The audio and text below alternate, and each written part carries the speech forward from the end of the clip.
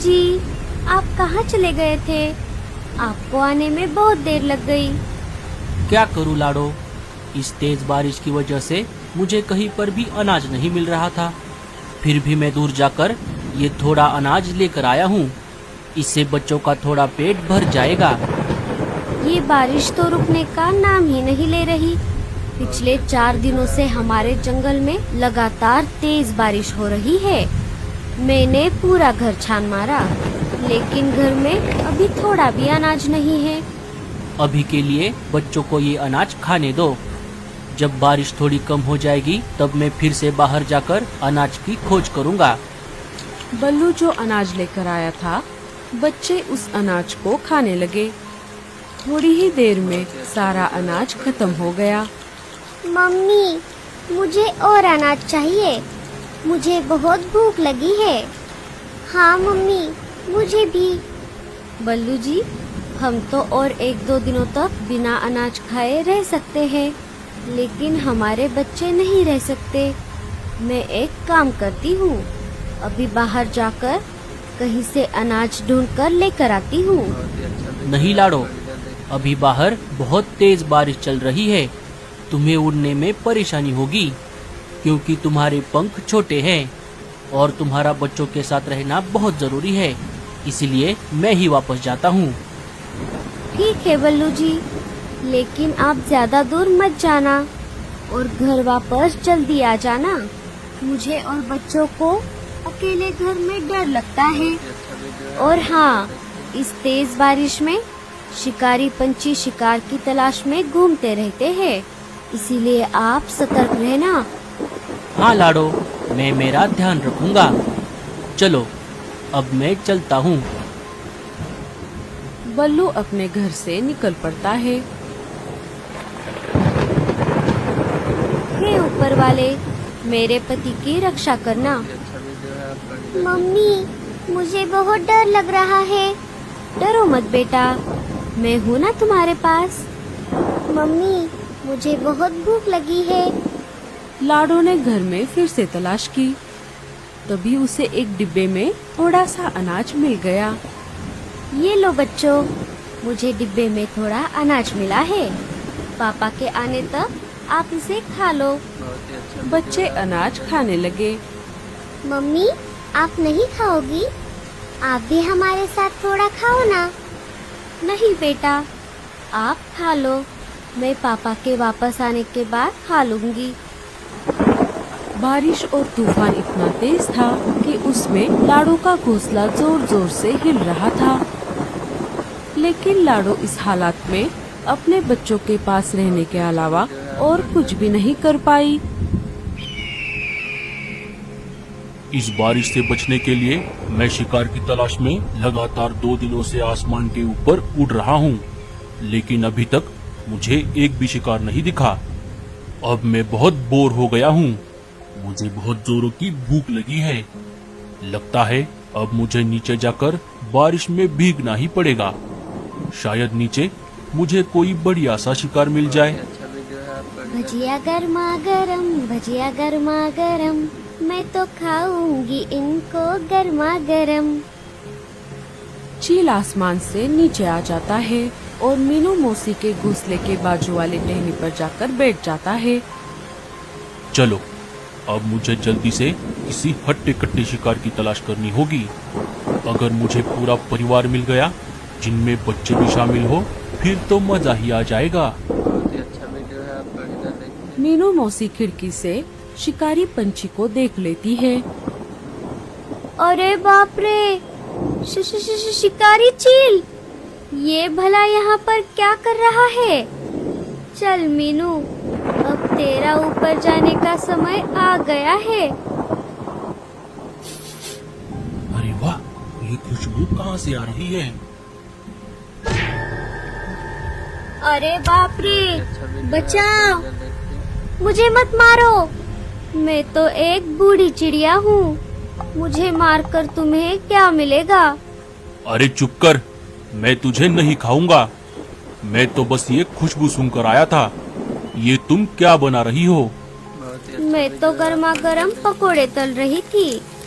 अरे वाह, पकोड़े तो मुझे बहुत पसंद है। सुन रही बुढ़िया, अगर तू मुझे पकोड़े दे देगी तो मैं तुझे नहीं खाऊंगा। हाँ हाँ, ले लो, तुम ये सारे पकोड़े ले लो, लेकिन मुझे मत मारो। अरे वाह वाह वाह वाह, बुढ़िया तूने पकोड़े तो बहुत अच्छे बनाए हैं। और तुम डरो मत, मैं वैसे भी बूढ़े पंछियों को नहीं खाता, क्योंकि उनमें हड्डियों के अलावा कुछ भी नहीं मिलता। हाँ हाँ, ये बिल्कुल सही कहा तुमने। चील सारे पकोड़े खा लेता है। चल बुढ़िया, अब मुझे ये बता कि इस जंगल में मुझे हट्टा कट्टा शिकार कहाँ मिलेगा। एक पूरा परिवार भी चलेगा, जिनमें बच्चे भी शामिल हो। अरे चील भाई, मुझे भला शिकार के बारे में क्या पता होगा, मैं तो ज्यादातर घर में ही रहती हूँ। अगर तूने नहीं बताया तो मैं तुझे अभी खा जाऊंगा। अरे नहीं नहीं चील भाई, मैं तो मजाक कर रही थी। आप एक काम करो, यहाँ से सीधा आगे जाते ही आपको एक आम का पेड़ दिखेगा। वहाँ पर 2 घोंसले हैं, एक है कालू कौवे का और एक है रानो चिड़िया का। रानो अपने घोंसले में अकेली रहती है। आप उन दोनों घोंसलों में से किसी को भी खा सकते हो। छे, मैं कौवे का शिकार नहीं करता और उस अकेली चिड़िया को खाकर मेरा पेट नहीं भरेगा। तुम कोई ऐसा घोंसला बताओ जिनमें छोटे छोटे बच्चे भी हो, और जल्दी करो, मुझे बहुत भूख लगी है। अरे बाप रे, अब मैं क्या करूं? अगर मैंने इसे नहीं बताया तो ये मुझे अभी खा जाएगा। अरे क्या हुआ, तुम कहाँ खो गई? चील भाई, आप एक काम करो, यहाँ से सीधा आगे जाकर आपको थोड़ी दूरी पर एक नदी मिलेगी। नदी को पार करते ही आपको वहाँ पर एक बरगद का पेड़ मिलेगा। उस पेड़ पर एक लाडो नाम के चिड़िया का घोंसला है। वो अपने पति और अपने 5 बच्चों के साथ वहाँ पर रहती है। उन्हें खाकर आपका पेट जरूर भर जाएगा चील भाई। हाँ, ये हुई ना बात। चलो, आज का बंदोबस्त तो हो गया। अब मैं चलता हूँ। तुमने मुझे पकोड़े खिलाए, इसके लिए तुम्हारा बहुत बहुत शुक्रिया। चील वहाँ से चला जाता है। अरे बाप रे, अब क्या होगा? मैंने तो उस चील को गलत पता दे दिया। लाडो का घोंसला तो दूसरी तरफ है। अगर वो वापस यहाँ पर आ गया तो वो मुझे नहीं छोड़ेगा। अब मुझे कैसे भी करके लाडो को ये बात बतानी होगी। मीनू मौसी वहाँ से लाडो के घर के तरफ निकल पड़ती है। इधर तेज तूफान और बारिश की वजह से लाडो का आधा घोंसला टूट जाता है और बारिश का पानी घोंसले के अंदर आने लगता है। अरे बाप रे, ये क्या हो गया? अब बारिश का पानी घोंसले के अंदर आ रहा है। अगर हम ऐसे ही भीगते रहे तो हम सब बीमार पड़ जाएंगे। मुझे बच्चों को लेकर घोंसले के बाहर जाना होगा। चलो बच्चों, हमें ये घोंसला छोड़ना होगा। लाडो और बच्चे घोंसले के बाहर आ जाते हैं।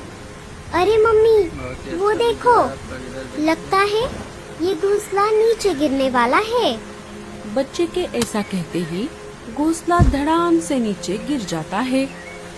अच्छा हुआ मम्मी, हम सब समय रहते बाहर आ गए, नहीं तो हम भी घोंसले के साथ साथ नीचे गिर जाते। मम्मी, अब हम इस तेज तूफान और बारिश में कहाँ जाएंगे? बच्चों, आप सब मेरे पीछे पीछे आ जाओ। मुझे हमें रहने के लिए एक अच्छी और सुरक्षित जगह पता है। वो घोंसला एक पेड़ के तने में बना हुआ है। वहाँ पर शिकारी पंछी भी नहीं आ सकते। बच्चे और लाडो वहाँ से निकल पड़ते हैं। उनके जाते ही मीनू मौसी वहाँ पर आ जाती है। अरे बाप रे, ये सब क्या हो गया? मैंने तो चील को गलत पता बताया था।